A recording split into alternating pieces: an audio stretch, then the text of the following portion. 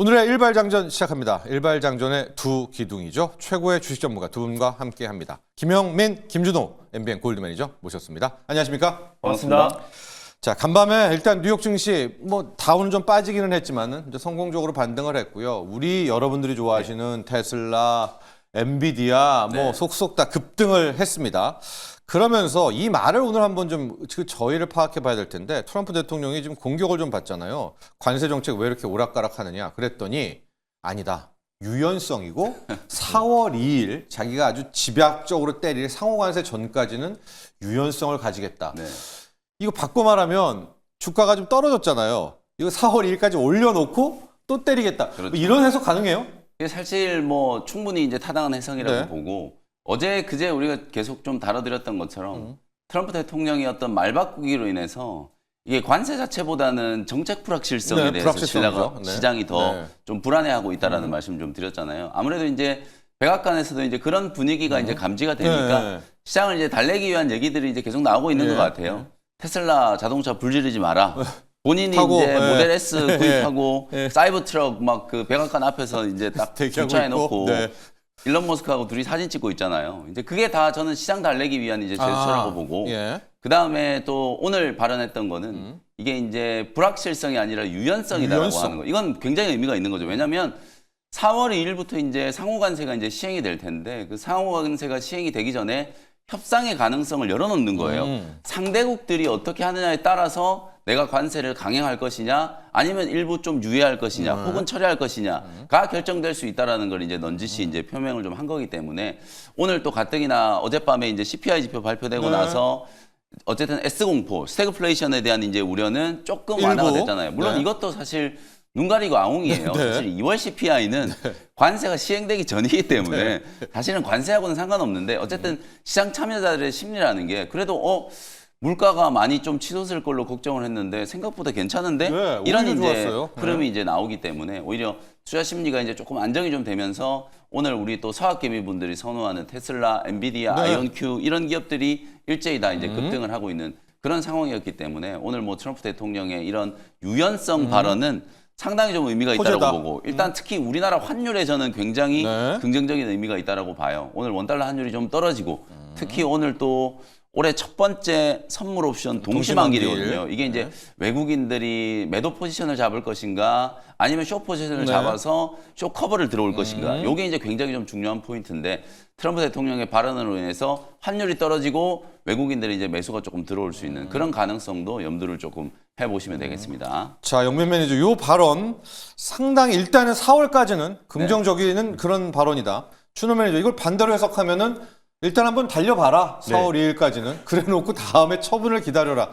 좀 믿어도 될까요? 믿고 따라갈까요? 트럼프의 유연성 발언? 일단 4월 2일까지는 유연성을 계속해서 유지하는데, 4월 이후 상호관세가 이제 발효되고 나서는 그때부터는 유연성이 없다라고 좀 언급을 했었기 때문에, 일단 그때까지 맞습니다. 당분간 좀 근데 사실 어느 정도 좀 대화의 여지와 협상의 여지를 좀 열어놨다라고 좀 보고 있고요. 좀 최근에 나스닥 지수가 큰 폭으로 어떤 조정 흐름 나와주면서 시장 달래기 차원의 어떤 발언일 수도 분명히 있는데, 일단 우리가 크게 보면 사실상 지금 관세도 사실 수단용이라는 건 우리가 알고 있지만, 일단 시장의 어떤 불확실성으로 계속해서 확대되면서 시장의 어떤 낙폭과 그 투자 심리를 꺾었던 건 좀 사실이다 보니까, 오히려 4월 2일까지는 지금 캐나다와 멕시코를 필두로 지금 이제 상호 관세 관련된 여러 가지 어떤 이제 협상과 이런 가능성을 좀 열어둔 게 아닌가 보고 있습니다. 근데 실제로 저는 근데 오히려 4월 2일날 이제 상호 관세가 이제 발효가 되고 나서는 오히려 시장이 좀 불확실성 해소로 좀 반응할 가능성이 높다라고 보고 있어요. 이미 4월 지금까지도 어떤 이제 트럼프의 오락가락하는 롤러코스터 같은 어떤 이제 정책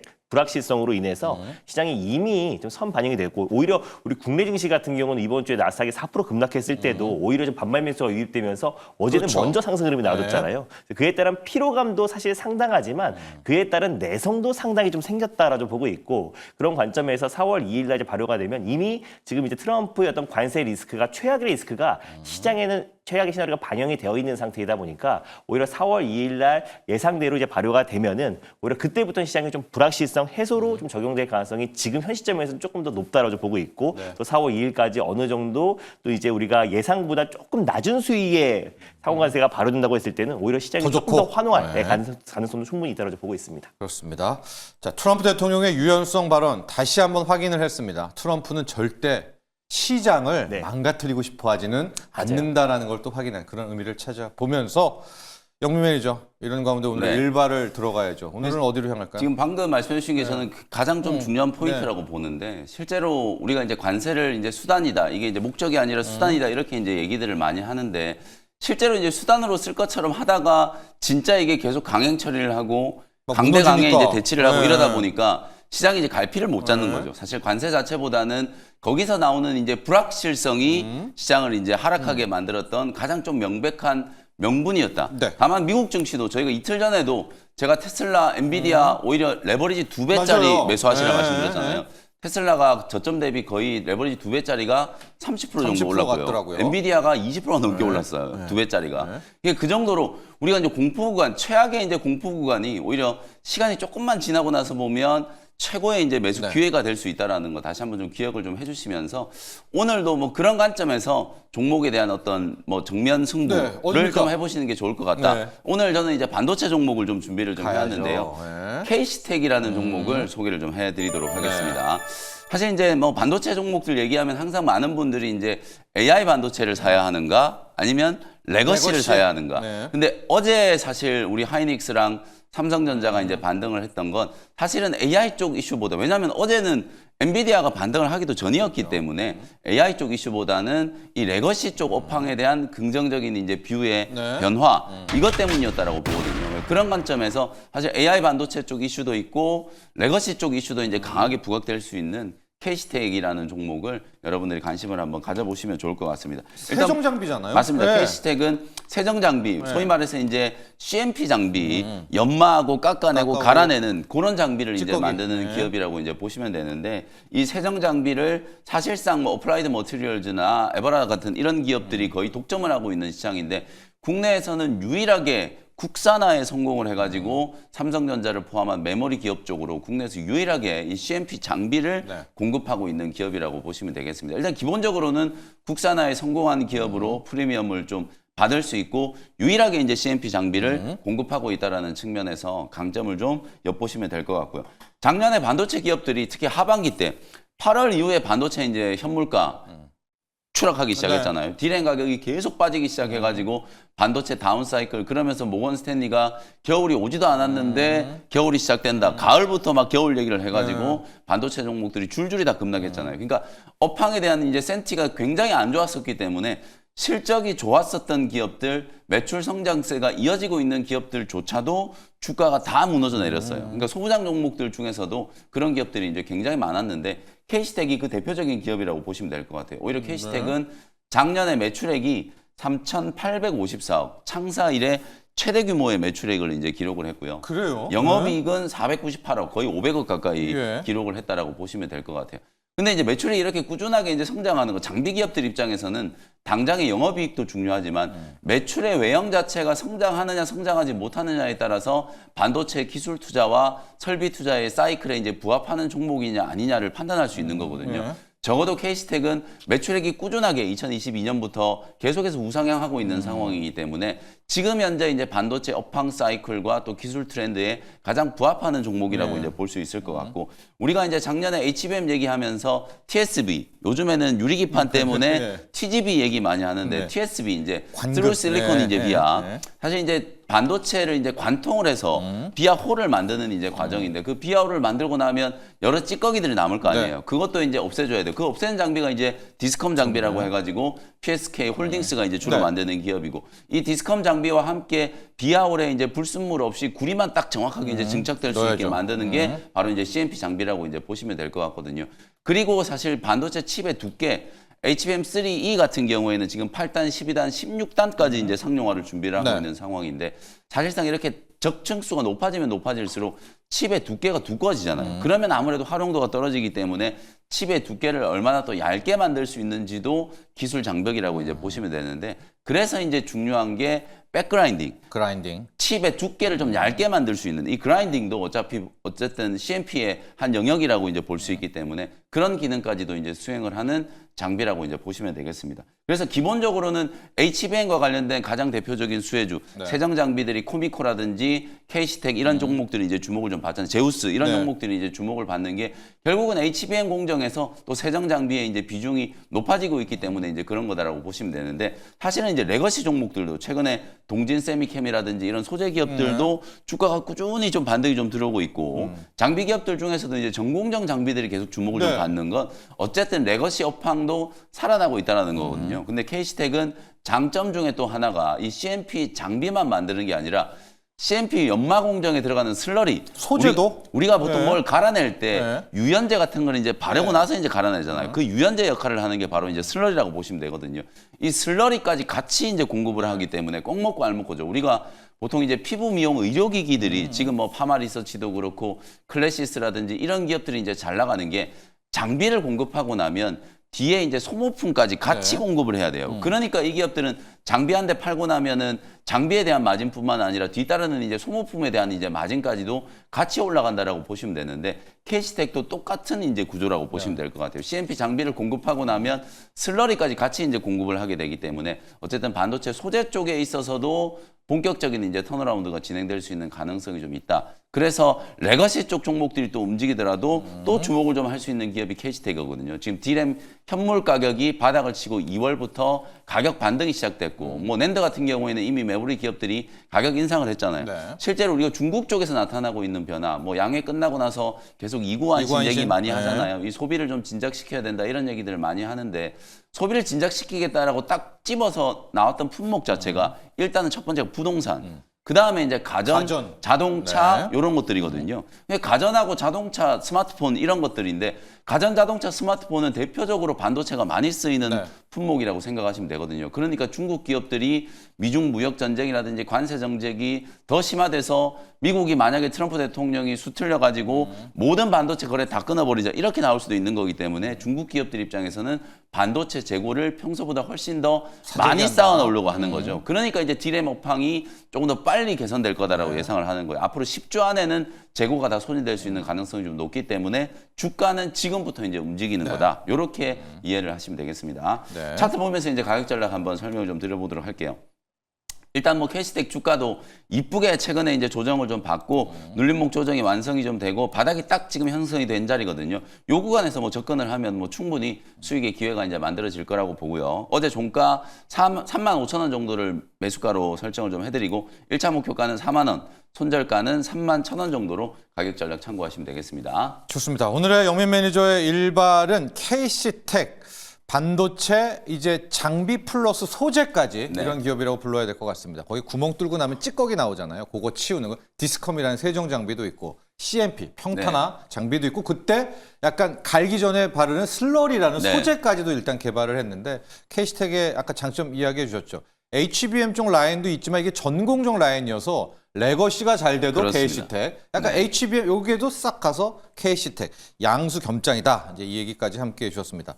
반도체 얘기는 아마 오늘도 하고 이따 개장 때도 또 해볼 텐데, D램이 이제 가격 바닥을 여름에 볼 것이다. 이제 여기까지 왔어요. 맞습니다. 가을에 볼 것이다, 겨울에 볼 것이다, 여름에 볼 것이다까지 왔습니다. 2분기에 가격 바닥이라면 주가는 한 2, 3개월 먼저 움직이니까 지금이 이제 딱 바닥을 치고 이제 움직이는 시점이라고 보시면 되겠죠. 좋습니다. 그래서 반도체 장비 쪽으로 오늘 향했고요. 자, 이 이슈도 이제 바로 가봐야 될 것 같은데 준호 매니저는 특히 이 이슈에 민감할 것 같아요. 지금 시장에 나오는 것이 달리는 말 vs 쉬었던 말입니다. 달리는 말에 또 달려서 올라가야 되느냐 맞습니다. 아니면 이제 쉬었던 말로 가야 되느냐. 달리는 말은 뭐겠습니까? 조선방산 로봇. 조선방산 로봇. 자고 일어나면 조선방산 로봇. 아, 이거 또 어디예요? 아니면 이제 반도체로 한번 타자, 쉬었던 말 이런 얘기도 나오고 있는데 조선방산 로봇 한번 보죠. 사실 계속해서 지금 달리는 말이고 어제 좀 조선 섹터가 이제 하나그룹주를 중심으로 약간의 좀 차익 매물이 좀 출회되긴 했는데 일단 이번 달 말에 이제 공매도가 또 재개가 되잖아요. 그래서 그것 때문이라도 아무래도 좀 시장에서는 납부가될 섹터라든지 그동안 한동안 시장에서 소외를 받았던 섹터들의 좀 저가 매수도 분명히 유입이 될 건데 우리가 이제 공매도가 시행이 됐을 때를 항상 생각해 보면은 사실 공매도를 막았던 것보다 시행했던 시간이 훨씬 더 길잖아요. 근데 결국에 그때 납폭 과대 섹터가 시장의 상승을 견인한 건 절대 아니었고 항상 그때 고성장 섹터라든지 아니면 고실적 섹터들이 시장에서 항상 주도 섹터 역할을 했다라는 걸 우리가 항상 과거 사례를 봤을 때 우리가 알 수 있듯이 만약 공매도를 제기한다고 했을 때는 일시적인 납폭 과대 섹터들의 어떤 저가 매수가 분명히 유입될 수 있겠지만 그래도 이제 결국에 슈퍼사이클과 어떤 고실적 그리고 고성장 섹터인 로봇 그리고 고실적인 조선 그리고 이제 고실적 성장이 기대가 되는 방산 이 섹터들은 계속해서 우리가 좀 관심을 가질 필요가 분명히 있다고 보고 있어요. 다만 이제 공매도가 재개되고 전후로 일단 약간의 이제 납폭 과대 섹터 뭐 최근에 2차원지가 저가 매수가 유입됐듯이 납폭 과대 섹터에 대한 반발 매수도 분명히 있겠지만 일단 올 한 해의 어떤 큰 흐름을 본다고 했을 때는 절대 고성장 섹터인 결국 로봇 첨단 산업과 그리고 이제 실적이 뒷받침되는 조선 방산 섹터들은 우리가 이제 지속적인 관심이 분명히 필요하다. 그래서 특히 트럼프 2.0 시대에서도 결국 어제 이제 그 일론 머스크와 백악관에서 일단 뭐 모델 S를 직접적으로 구매하는 모습을 보여줬다라는 거는 사실 이제 뭐 테슬라가 이제 뭐 대통령과 국가로부터 인정을 받은 거나 마찬가지잖아요. 결국에 이제 이 첨단 산업 관련해서의 어떤 실질적인 어떤 패권 전쟁이 본격적으로 시작된다고 했을 때는 로봇을 우리가 지속적인 관심을 가져야 되는 거고 그리고 방산 조선을 더 오히려 훨씬 더 안정적이다. 오히려 공매도 재개 전후로 만약에 섹터들의 차익 매물이 좀 크게 출현된다 그랬을 때는 오히려 더 재매수의 관점으로도 충분히 유효한 시점이라고 보고 있는데 일단 이제 납폭과 그동안 이제 시장에서 한동안 소외를 받았던 섹터들의 어떤 저가 매수 분명히 있겠지만 오히려 그 상승폭은 좀 제한적일 가능성이 좀 높다고 보고 있어요. 그래서 저는 오히려 조선 방산 로봇 섹터 그리고 그동안 첨단 산업 안에서 우리가 좀 지속적인 관심이 훨씬 더 매력적이지 않을까. 끌고 가야 된다. 네, 그래서 흔들릴지언정 회복 탄력성이 전 충분히 다를 것이다라고 보고 있어서 일단 로봇 첨단 산업 안에서는 로봇과 자율주행 특히 자율주행이 6월부터 본격적으로 테슬라의 로봇 택시가 이제 운행이 되기 때문에 자율주행과 로봇은 어떻게 그 메커니즘이 똑같다라고 말씀드렸잖아요. 자율주행 그리고 로봇 그리고 우주항공 그리고 거기다가 조선 K방산 관련 섹터까지는 계속해서 우리가 아니 어제 조선도 조정이 나와서 그런데 혹시 현대로템 한번 차트 한번 볼까요? 현대로템을 보면 어제 이 현대로템 요거 그림 가지고 이제 그림을 차트를 분석하시는 분들도 이야기가 많이 나오는데 이거 한번 보실래요? 근데 이 차트 한번 보시면은 이게 그야말로 역십자형이라고 하죠. 맞습니다. 이 데빌 메이 크라이 역도지. 악마도 울고 간다는 와 이게 거꾸로선 십자가가 거꾸로선 모양새입니다. 스캔 보면 좋을 것 같은데 이제 저게 와 고가에서 떠버리니까 맞습니다. 현대로템이 저 상황이 나왔다라면 이거 거의 이게 고점 신호다. 막 이런 얘기도 이제 나오고 있더라고요. 사실 이제 상투 부근에서 이제 거래 터지고 윗골에 단 이 음봉은 오히려 좀 이제 고점 시그널이 맞긴 맞아요. 근데 사실 기술적 분석으로 봤을 때는 근데 이제 뭐 현대로템 같은 경우는 최근에 또 이제 폴란드 추가 수주에 대한 기대감도 그러니까 저 호재에도 왜 저게 나왔지 그런 거죠. 네, 그래서 기대감이 좀 반영이 됐던 것도 분명히 있었고, 그리고 또 장중에 한 11%까지 올랐다가 이제 하나그룹주 중심으로 좀 조정이 나오다 보니까 이미 좀 기대감으로 선 반영되었던 현대로템까지도 좀 윗꼬리를 좀 달지 않았나라고 좀 보고 있는데 일단 뭐 현대로템 그리고 하나 에어로스페이스, LI 넥스원 같은 경우는 최근에 사실 조정 없이 올라가는 섹터는 없잖아요. 뭐 애플이든 아니면 엔비디아도 그 상승하는 과정에서의 어떤 숱한 조정과 20% 30% 많게는 막 50% 60% 가까운 조정들이 숱하게 이어지다가 결국 실적에 이제 수렴하기 마련이고 결국에 어떤 주가 상승 흐름이 계속 이어질 수밖에 없는 건데 일단 결국에는 시장은 그 지수 뒤에 기업들이 있듯이 결국 실적에 수렴하기 마련이기 때문에 현대로템 같은 경우도 일단 단기적인 차익 매물과 조정 흐름은 나올 수 있어도 다시 한번 또 안정을 좀 찾아갈 가능성이 높다고 좀 보고 있고 다시 한번 그렇다고 하더라도 그 상승폭을 그대로 반납하는 그러니까 뭐 최근에 테슬라가 고점 찍고 그대로 다시 회귀했듯이 그 정도의 하락은 절대 나오지 않을 것이라 보고 있고요. 조정이 나와줘도 어느 정도 차익 실현에 이거 한 고점 대비해서 20-30% 정도의 조정은 충분히 나올 수 있지만 빠르게 좀 안정을 찾지 않을까 보고 있습니다. 그렇습니다. 영민 매니저. 조선도 그랬고 이제 방산도 1등은 항상 좀 외롭잖아요. 그렇죠. 그래서 많은 좀 의견들 나오는 것 같아요. 그래서 이참에 평균 보통 한 30-40% 이상씩 다 됐으니까 뭐 반도체라든가 아니면 중국 관련주라든가 엔터라든가 일로 좀 일부 갈까 이렇게 좀 쉬었던 말 쪽 이야기 나와요. 그래서 저희 제작진이 정말 대단한 게 저는 어제 이제 저희가 하나 에너지 이슈를 다뤄드렸잖아요. 저희 사실 이슈 주제를 미리 뭐 뽑는 게 아니라 그냥 직문직답으로 주제를 주시면 저희가 이제 말씀을 좀 드리는 거거든요. 저희는 뽑고 있고요. 하나 에너지를 이제 어제 주제를 말씀해 주셔가지고 사실 이제 하나가 조금은 단기적으로 왔다 갔다 할 수 있는 흐름이 좀 있다. 그 어제는 제가 봤을 때는 이건 뭐 방산이나 조선 자체 이슈보다는 그 이슈가 좀 강했다. 그러니까 그게 약간 세론이 좀 될 수 있는 명분이 좀 됐었기 때문에 예. 하나 하나가. 주가가 이제 밀리면서 하나 에어로스페이스도 약간 조정이 좀 들어오고 그다음에 하나 오션도 이제 조금 흔들리고 그러다 보니까 이제 방산주들 뭐 공매도 얘기까지 나오면서 차익 실현이 이제 들어온 거라고 볼 수 있거든요. 왜냐면 한화가 조선방산 다자라니까. 그러니까요. 대장주니까 네. 하나가 흔들리고 이제 나머지 종목들도 약간의 이제 차익 실현 물량이 나왔다. 그리고 시장의 사이클을 보면 어차피 최근에 뭐 거의 한 달 가까이 미국 시장이 이제 빠졌고 우리 국내 증시도 3주째 조정이 좀 진행됐었는데 그 조정에서 시장의 가장 강력한 주도 업종 역할을 했던 게 조선 방산이었어요. 근데 어차피 이게 실적 사이클로 움직이는 거기 때문에 일시적인 뭐 기계적인 조정이 좀 있는다라고 하더라도 하반기 때는 그럼 실적이 사라지느냐? 그게 아니거든요. 그래서 단기적으로 봤을 때는 시장이 이제 낙폭과대 종목들 쪽으로 수급이 일시적으로 좀 옮겨가는 과정에서 많이 올랐던 시장이 이제 흔들릴 때 오히려 주도 업종 역할을 했던 현대로템, 그다음에 LIG 넥스원, 하나 에어로스페이스 이런 종목들 쪽으로는 약간의 차익 실현 물량이 이제 출회가 좀 되는 거예요. 그래서 제가 이틀 전에 미국 나스닥 지수가 4% 폭락했을 때 피난처가 뭐가 될 것이냐를 이제 질문해 줬을 때도 오히려 이제 반도체나 자동차 이런 쪽은 단기적으로는 피난처가 된다라고 말씀드렸고 방산하고 조선 쪽은 오히려 약간은 좀 흔들릴 수 있다. 다만 차익 실현 물량이 나오면 오히려 LIG 넥스원도 저는 한 26, 7만 원 정도 구간을 주면 다시 한번 방산에 못 올라탔던 분들은 절호의 매수 기회가 좀 될 수 있다라고 보고요.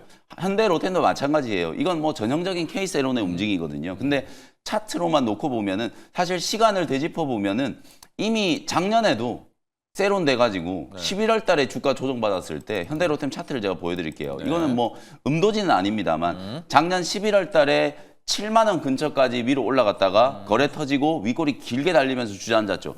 다들 이때도 세론이다, 이제 고점이다 그랬어요. 근데 그러고 나서 조정받고 나서 주가는 이 보시는 것처럼 6만 원에서 다시 10만 원까지 올랐단 말이에요. 그러니까 일시적인 이런 이제 조정 눌림목이 있을 수는 있어도 요 구간이 지나고 나면 또 다시 상승할 수 있는 여력은 분명히 있다라는 거예요. 그래서 단기적으로 이제 시장의 수급이 이제 주도 업종을 역할을 했던 종목들이 시장이 약할 때 어쨌든 강했었기 때문에 오히려 이제 거꾸로 지수가 반등이 들어올 때는 방산하고 조선은 일시적으로는 좀 쉴 수 있다는 거예요. 그 눌림목 구간을 딱 기다리셨다가 현대로템, 하나 에어로스페이스, LIG 넥스원 그리고 조선 쪽에서는 뭐 하나 오션 당연히 봐야 되겠죠. 이제 이런 기업들이 고점 대비해서 한 10에서 15% 정도 단기 조정이 좀 진행되면 그때부터는 또 적극적으로 저가 매수를 해야 되는 이제 그런 타이밍이 분명히 온다라고 봐요. 그래서 하루 이틀 놓고 보면 조금 흔들릴 수는 있겠습니다만 중기적인 관점에서 봤을 때는 눌림목을 잘 기다리셨다가 그 구간을 저점 공략하는 전략으로 방산조선은 대응을 좀 해 나가시면 되겠습니다. 3대장 얘기에 로봇도 있으니까 준호 매니저 이 원익홀딩스하고 사면 두 종목을 한번 또 리뷰도 하고 로변 이야기도 해보죠. 뭐 여전히 이제 휴머노이드 로봇에 대한 관심은 너무 뜨겁고 그리고 사실상 시장이 조금 투심이 회복되니까 결국 또 로봇 섹터들이 또 강하게 움직이더라고요. 또 그 안에서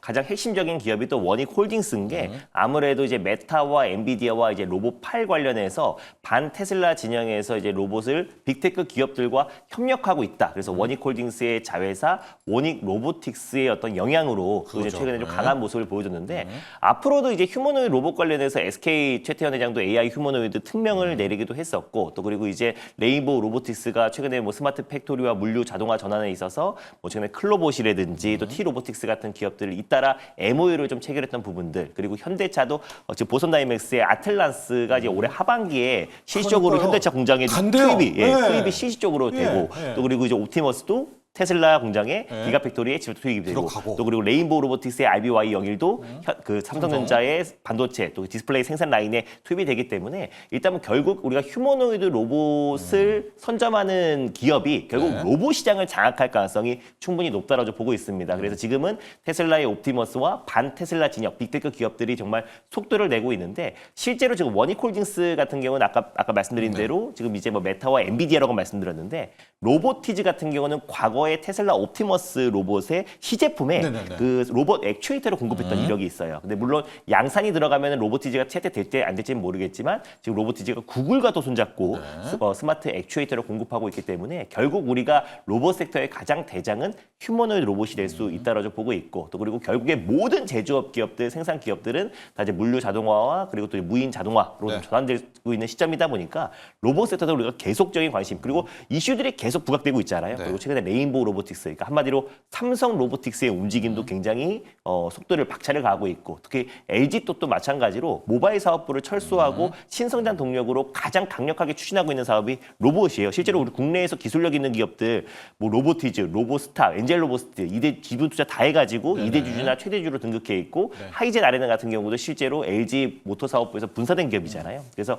결국에 이제 로봇 관련된 이슈들은 계속해서 이어질 수밖에 없고, 시장의 투심이 완화되고 이 관세 리스크 관련해서 불확실성만 어느 정도 해소가 되는 4월 전후로는 오히려 로봇 섹터들이 다시 한번 시장 상승을 견인할 가능성이 높다고 보고 있고요. 결국 성장세가 빠르다라는 건 추후에 실적은 고스란히 따라올 수밖에 없는 거기 때문에 가장 우리 국내 기업들, 빅테크 기업들이 속도를 내고 있는 로봇 섹터는 우리가 장기적인 관점으로도 좋다고 보고 있습니다. 유튜브에서도 많은 의견 주시고 있고요. 랜드 스카이님이 조선방산 로봇 잠시 쉴까요? 그래도 다시 또 달리겠죠. 달릴까요? 라고 했고, 한화 이야기까지도 함께 주셨습니다. 자, 그럼 조선방산 로봇이 잠깐 쉬거나 혹은 뭐 탄력받아서 한다면 쉬는 말 중에서는 뭐가 있을까?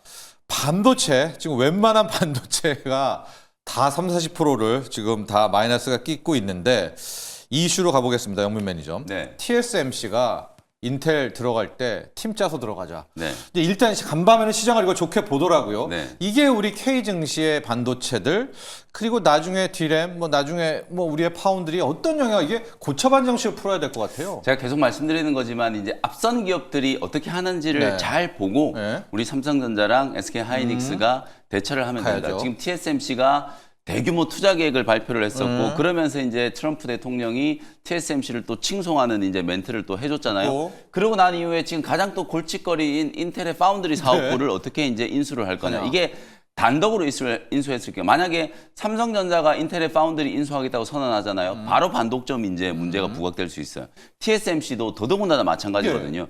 그렇기 때문에 이제 TSMC 입장에서는 뭔가 이제 미국에다가 추가적인 투자나 트럼프 대통령이 이제 좋아하는 걸 하고 싶은데, 그게 이제 인텔의 파운드리 사업부고, 그걸 이제 혼자 단독으로 이제 인수하는 것보다는 연합 전선을 이제 구축을 해서 미국의 기업들과 같이 연합해서 이제 인텔의 파운드리 사업부를 이제 인수하겠다라고 하는 거거든요. 어쨌든 마가 소위 말해서 이제 미국을 다시 위대하게, 미국의 제조업을 다시 위대하게 만들기 위해서 미국 현지에서 공장을 만들고, 그리고 트럼프 대통령이 가장 강조하는 게 반도체의 이익을 우리가 뺏어오지 않았는데, 사실은 우리 메모리 기업들이 아니었다면 엔비디아가 과연 이렇게 돈을 많이 벌 수 있었을까?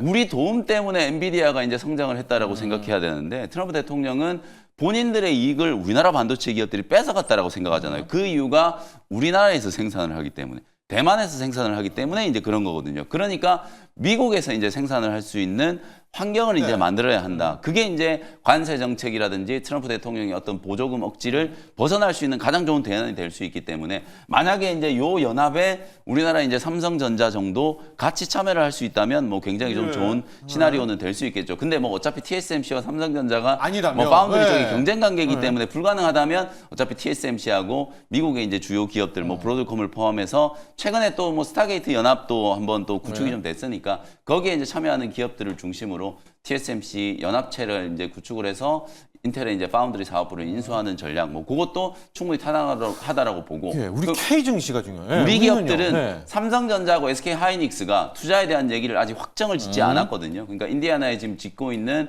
이제 SK 하이닉스 같은 경우에는 HBM 전용 공장, 그다음에 삼성전자 같은 경우에는 텍사스에 이제 파운드리 2공장, 최근에도 공장 이제 뭐 투자를 이제 중단한다 이런 뭐 찌라시까지 이제 돌기 시작했기 때문에, 어쨌든 트럼프 대통령의 이제 대통령과의 협상을 통해서 미국 현재 이제 투자 금액이 확정이 좀 되고, 투자 금액이 확정이 되는 과정에서 분명히 당초 예상보다는 설비 투자가 저는 더 늘어날 거라고 봐요. 왜? 제가 반도체 이제 레거시 업황 자체가 사실은 가을이나 돼야 이제 가격이 반등할 거라고 다들 예상했었는데, 지금 앞으로 10주 후면 늦어도 5월이나 6월 정도에는 D램 가격이 본격적인 이제 반등, 재고 소진 이후에 본격적인 이제 반등이 시작된다라고 보면 설비 투자는 2-3개월 앞서서 해야 되거든요. 그러면 삼성전자나 SK 하이닉스 입장에서는 저는 오히려 캐펙스에 대한 이제 투자 지출이 더 늘어날 수 있는 가능성이 더 높다라고 보기 때문에, 그런 측면에서 미국의 투자 확대를 얘기를 하고, 그러면서 이제 보조금을 받아내는 이런 이제 협상을 진행한다라고 하면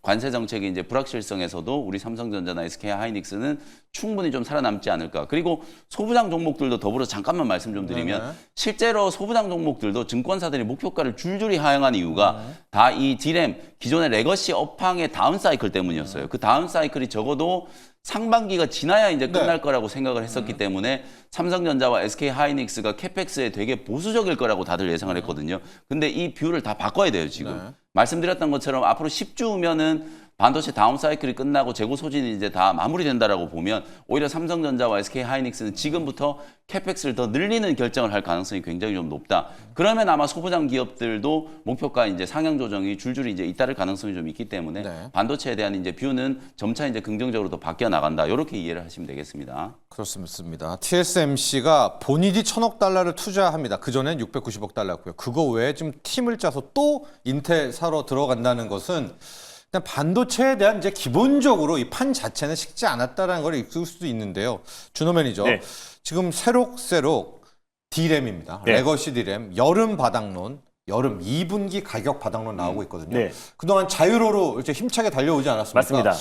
이게 맞다면 이 반도체도 특히 반도체 장비도 한번 서서히 준호 매니저 어디 한번 좀 눈여겨봐야 되지 않겠습니까? 좀 픽이라든가 좀 눈 이렇게 점 찍어둔 종목이 있어요? 사실 뭐 첨단 산업의 어떤 성장과 이제 반도체 칩, 또 메모리 반도체 칩의 어떤 성장은 같이 동반 성장할 수밖에 없는 거기 때문에 일단 시장의 어떤 이제 관심과 투심 자체가 사실 첨단 산업 쪽에 많이 쏠렸던 거지. 결국 이제 반도체 최근에 엔비디아와 뭐 SK하이닉스, 한미반도체의 어떤 상승을 봤을 때도 같이 이제 동반 상승을 할 수밖에 없지 않을까 좀 보고 있고, 디램 가격도 이제 2분기 가격이 어느 정도 좀 바닥을 찍고 어느 정도 좀 더는 반등도 충분히 시그널이 분명히 있다라고 좀 보고 있어요. 뭐 결국에 사실 뭐 HBM도 마찬가지로 결국 디램인 거잖아요. 그래서 디램을 이제 쌓아 올려가지고 결국 이제 고다층으로 공급하고 있는 건데, 결국에 저는 디램 가격이 어느 정도 회복하고 최근에 삼성전자의 어떤 주가 움직임 이런 것들을 봤을 때는 어느 정도 서서히 좀 이제 확실한 바닥 하방 경직성을 좀 보여주고 있다고 좀 보고 있습니다. 그래서 디램뿐만 아니라 낸드 플래시 가격도 어느 정도 좀 회복 탄력성이 빠르게 이어질 가능성이 높다라고 좀 보고 있고요. 그래서 결국 시장 자체가 안정을 찾아야 이제 반도체 업황도 어느 정도 개선될 가능성이 높고 투자 심리도 빠르게 좀 회복될 가능성이 높다고 좀 보고 있어서 일단 뭐 시점의 문제이지 저는 어느 정도 반도체 섹터의 전반적인 바닥은 어느 정도 확인되고 있다고 좀 보고 있어서 일단 최근에도 시장이 좀 안정을 찾고 회복했을 때도 반도체 섹터 특히 메모리 또 이제 레거시 업체들부터 먼저 반등 흐름이 세게 들어와줬잖아요. 그래서 일단은 최근에 이제 또 이번 달 말에 있을 공매도 재개를 앞두고 있는 시점에서 오히려 또 이제 그동안 한동안 소외를 받았던 너무 못 갔죠. 메모리 반도체 완전 특히 쉬었던 소부장 기업들 중심으로 어느 정도의 또 이제 회복 탄력성과 또 그리고 저가 매수도 반드시 좀 유입될 수 있다고 좀 보고 있습니다. 그 시기가 이제 디램의 어떤 이제 가격 회복도 같이 이루어진다고 했을 때는 다시 한번 이제 반도체 섹터들이 시장 상승을 당분간은 또 견인할 가능성도 높다고 좀 보고 있습니다. 그래서 일단 뭐 반도체 섹터가 충분히 많이 빠진 만큼 빠졌고요. 특히 이제 메모리 그 소부장 기업들의 어떤 최근에 어떤 저가 매수와 또 심택이라든지 또 기판 기업들까지도 최근에 좀 반발 매수가 유입되고 있다는 점을 놓고 봤을 때 어느 정도 좀 바닥은 좀 확인됐다라고 좀 보고 있습니다. 자, 영면 매니저 리뷰를 할 텐데요. 필옵틱스를 볼게요. 이제 유리기판인데 또 이런 생각이 들어요. 다시 디램, 다시 레거시야? 그러면은 좀 앞부분에 갔던 요 HBM 라인들이 이제 좀 차익 실현할까? 이런 고민. 정말 정확한 지적이죠. 어제 딱 반도체 기업들이 주가가 많이 빠졌던 리노공업, HPSP, 이오테크닉스 이런 종목들이 막 10%, 11%씩 이제 급등하니까 오히려 유리기판이나 뭐 CXL이나 이런 종목들은 어제 대부분 다 쉬었어요. 그래서 이제 오히려 가격적인 측면에서 봤을 때는 이제 레거시 반도체 기업들이 훨씬 더 좀 강했다. 근데 그럼에도 불구하고 필옵틱스는 막판에 종가 관리 다 되면서 어제 이제 오르진 못했습니다만 가격 유지는 충분히 좀 됐다. 유리기판 얘기도 나오고 있고 삼성전자가 또 LPW 디램 로우 파워 이제 와이드라고 해서 이게 이제 HBM하고 거의 비슷한데요. LPDDR5를 또 쌓아가지고 차세대 이제 HBM 그 다음 이제 또 메모리 이제 강력한 이제 칩을 만들겠다라고 하는 게 이제 삼성전자 이제 보관이거든요. 삼성전자 입장에서는 이제 HBM에 이제 뒤처진 걸 유리기판 쪽이라든지 LPW라든지 이런 이제 새로운 이슈 속에서 계속해서 이제 만회하려고 하는 이슈들을 던져놓고 있고 특히 반도체는 다음 주에 이제 GTC 2025가 있잖아요. 이게 또 굉장히 좀 중요한 이제 터닝 포인트가 될 거고 그리고 또 마이크론 테크놀로지 실적 발표까지 있어요. 그러니까 여러 가지 이제 이슈적인 측면에서 봤을 때는 지금 시기적으로 봤을 때 딱 좀 들어맞는 맞는 네. 이제 기업이 될 수 있다라는 거거든요. 어제 하루 쉬었기 때문에 오히려 목표가 뭐 한 5만 원 이상까지도 저는 충분히 가능할 거라고 보고요. 4만 5천 원은 이제 달성했고 네. 목표가 5만 원 이상까지 충분히 뭐 추가적인 상승 여력이 좀 남아 있지 않을까. 유리기판 관련된 종목들 중에 필옵틱스 그리고 어제 소개드렸던 캠트로닉스 네. 여전히 저는 뭐 추세가 좀 강하다라고 보기 때문에 계속 이제 관심을 가지시면 될 것 같고 그 다음에 최근에 이제 제가 파미셀이라는 종목을 말씀을 좀 드렸었잖아요. 네. 이 종목도 이제 같이 좀 리뷰를 좀 해드릴게요. 이 파미셀이 제약바이오 기업이라고 다들 생각하시잖아요. 네. 줄기세포 치료제 만드는 기업 아니야? 근데 제가 반도체 기업이고 네. 엔비디아 수혜주로 보셔야 된다고 맞아요. 했잖아요. 50인 신고가를 찍었어요, 어저께. 이틀 동안에 이제 급등을 하면서 두산의 이제 경화제와 레진, 두산이 엔비디아 쪽으로 공급하는 적층 동박 적층망에 레진하고 이제 경화제 소재를 이제 공급한다라고 말씀드렸잖아요. 11월 달부터 작년 11월 달부터 공급이 딱 시작됐는데 주가가 움직인 걸 보면 딱 11월 이후부터 이제 이렇게 급등이 나오기 시작했거든요. 주가가 워낙 탄력적으로 지금 우상향이 좀 되고 있는 상황이기 때문에 파미셀도 다음 주 이제 엔비디아의 GTC 2025를 앞두고 엔비디아의 대표적인 이제 AI 가속기 수혜주로 이제 주목을 받을 수 있기 때문에 파미셀도 목표가 13,000원 이제 얼마 안 남았거든요. 계속해서 이제 보유하는 전략 말씀을 좀 드리도록 하겠습니다. 그렇습니다. 다시 한번 말씀드립니다. 파미셀 저희가 그때 그 얘기했었잖아요. 이제 첨생포 뭐 줄기세포 치료제 요거 재료는 일단 다 아는 거니까 요거 빼고 네. 엔비디아 그 동박 경화제 하는 그거를 하는 네. 이게 약간 반도체 재료 회사다. 맞습니다. 막 그때 그 얘기가 네, 생각이 네, 나요. 맞습니다. 이제 그 이슈를 가지고 저희까지 끌고 왔거든요. 네. 그래서 오늘 반도체 이야기를 하면서 파미셀까지도 함께 다뤄봤습니다. 자, 준호 매니저. 네.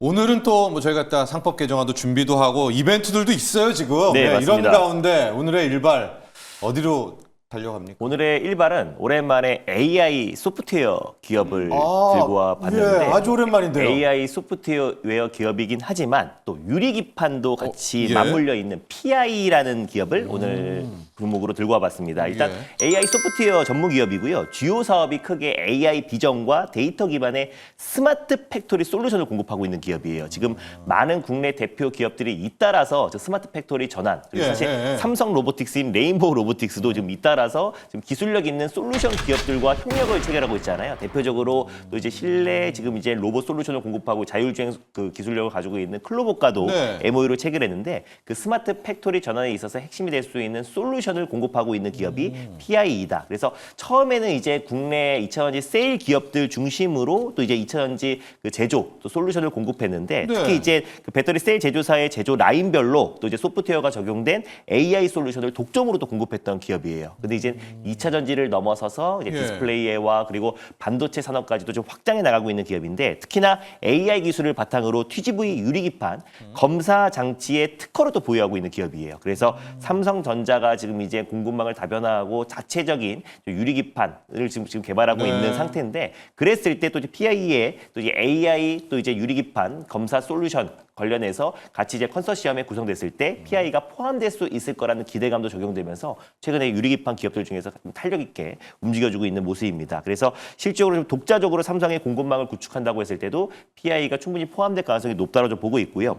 그리고 또 실제로 초음파와 엑스레이 그리고 또 이제 컴퓨터 단층 촬영 CT 관련해서 비파괴 검사 관련 핵심 기술을 또 확보를 해서 이를 바탕으로 올해부터 비파괴 검사 솔루션 상용화를 추진을 하고 있고요. 이 기술을 바탕으로 반도체 패키징 뿐만 아니라 아까 말씀드렸던 유리기판 또 그리고 다양한 첨단 산업에 본격적으로 진출을 앞두고 있어서 원래 PI 같은 경우가 실적이 굉장히 좋았어요. 그래서 작년 기준만 본다고 했을 때도 지금 이제 매출액이 44% 1,240억이었고요. 그리고 영업이익이 96억으로 전년 동기 대비해서 142% 그리고 순이익도 101억으로 83억 증가했는데 유리기판 이제 검사 솔루션뿐만 아니라 지금 모든 기업들의 어떤 스마트 팩토리 전환 그리고 이제 2차전지 배터리 세일 기업에 공급하고 있기 때문에 올해의 매출 성장은 더욱더 가파르게 진행될 수 있다고 좀 보고 있고 AI 비전 검사 솔루션을 공급하고 있는데 AI 비전 솔루션 그 시장이 연평균 성장률이 20% 이상으로 빠르게 급성장하고 있기 때문에 PI가 저는 충분히 추가적인 상승을 나올 수 있고 최근에 또 기술력이 있는 또 신규 상장주에도 수급이 또 집중되고 있는 모습이라서